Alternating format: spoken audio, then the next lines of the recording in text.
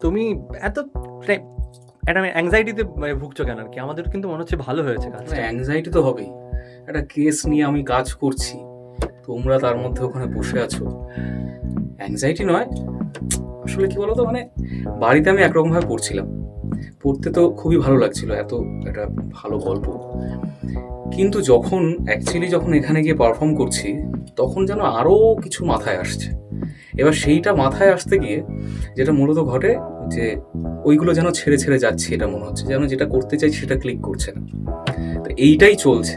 এবার দেখা যাক, আমরা তো মানে জনতা জনার্দন, তারা যেটা বলবেন সেটাই একদম শিরোধার্য। এবার আমি আমি নিজে যেটুকু কাজ করেছি, সত্যি বলছি, তাতে আমার দিক থেকে আমি মানে 100% চেষ্টা করেছি, বাকিটা ওনাদের ওপর। এবং যা হবে দেখা যাবে।